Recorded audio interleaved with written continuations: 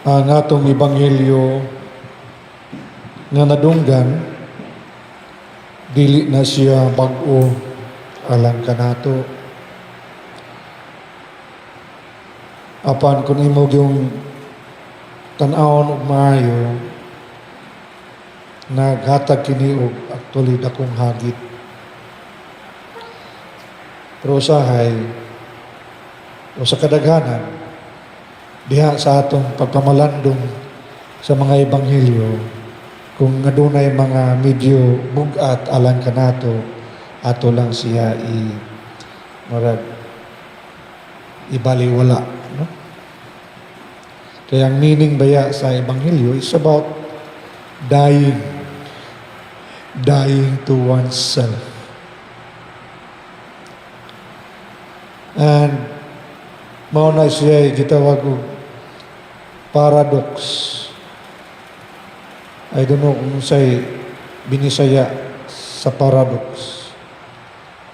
Salikwaot or sa Tagalog, kabalintunaan.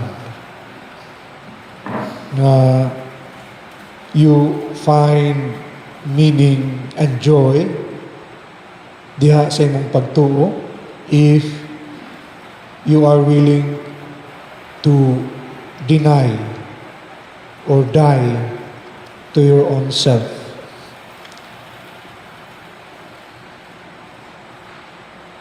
Murabag ka killjoy nga mensahe. But I think that's what the Spirit ang diwa sa ato pagtuo nga nakasentro diha sa cross, diha sa kabanhawan. And we cannot just focus on kabanhawan. Huwagi yung kag-cross.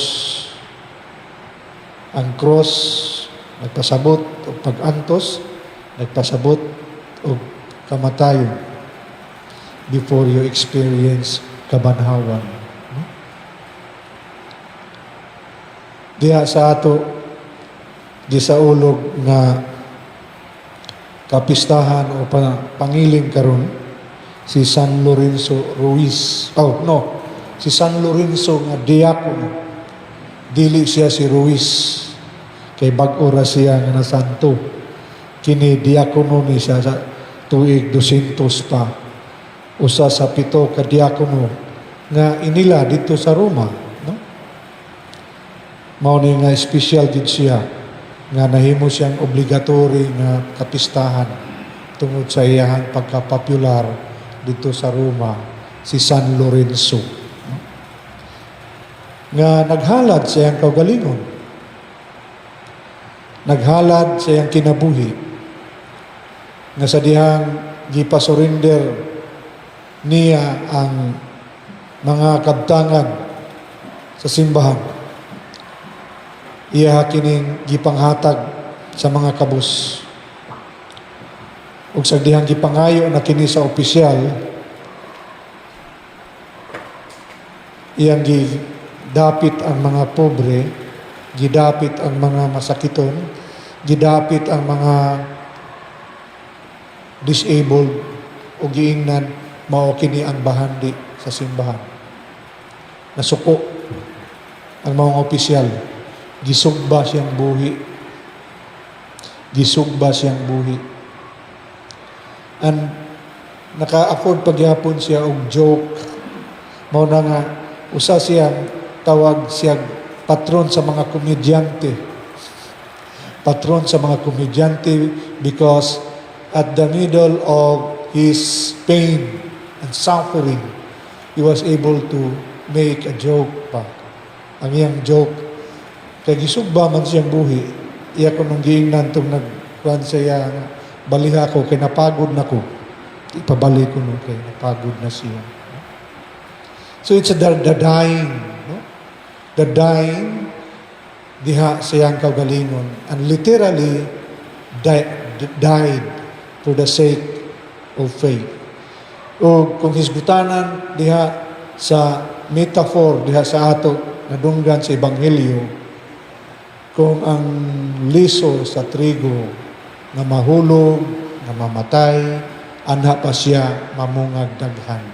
And I think turning point po to siya diha sa pagtuo, sa pagkuyanap nga nakita kung unsa gayud ka matinud-anon, kung unsa gayud kahugot ang iyang pagtuo, kung unsa kini nga Kristo nga Dios nga iyang gituuhan, nga andam manggayud siya nga maghalad sa iyang kaugalingon.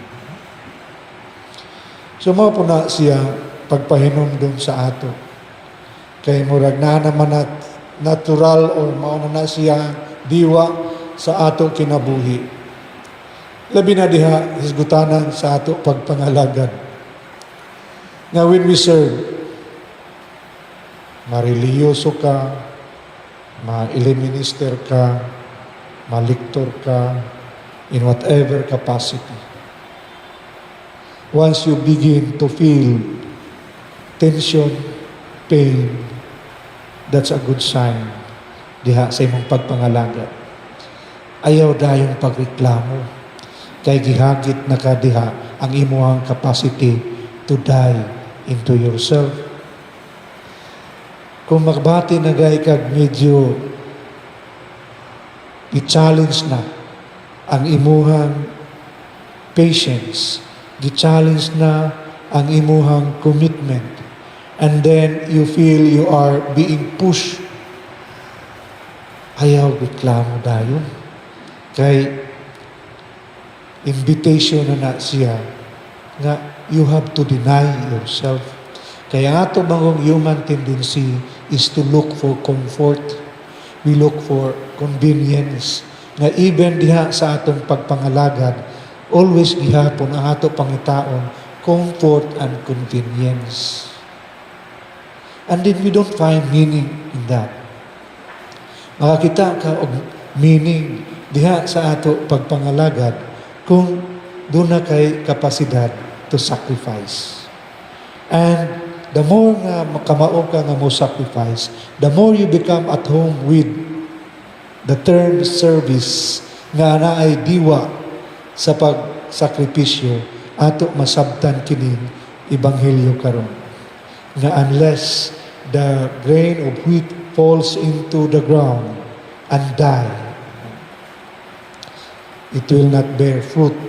So kinahanglan mahulog gayud siya og mamatay diha sa iyang kagalingon aron mabungag daghan. And that's the way how to inspire other people.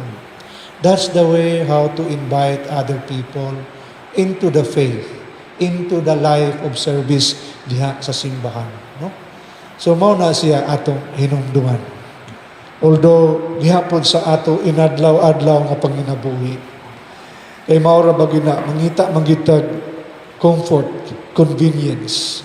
Pero asa man ka mangita og kinabuhi nga puro comfort and convenience. Nga day to day, you wake up early, kung nagtrabaho ka, kapoy kayo, bugat ang lawas, then you have to get up because you have to do it for the sake of your family, for the sake of yourself, for the sake of service sa government, sa school, or whatever office. And that's the meaning. Of course, mangita ta og break, panahon sa naay chance nga mupahulay, but it's not the end.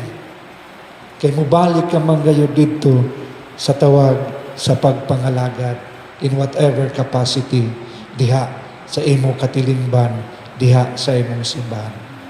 So ato na hinumduman nga kana kung ikaw mubati na og medyo kabugat, mubati ka o gihagit na ang imuhang tawhanong garbo, gihagit na ang imuhang kapasidad sa pagpasinsya diha sa imong paglihok o pagpangalagad, panarbaho, ayaw pag-surrender, ayaw kasuko, kay imbitasyon ka na nga anaa makita nimo ang meaning kung unsay tinuod nga kahulugan sa imong pagtuo nga anaa pagsikripisyo.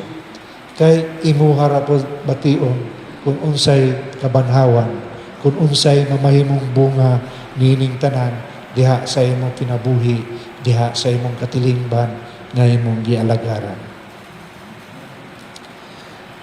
Manindog kita.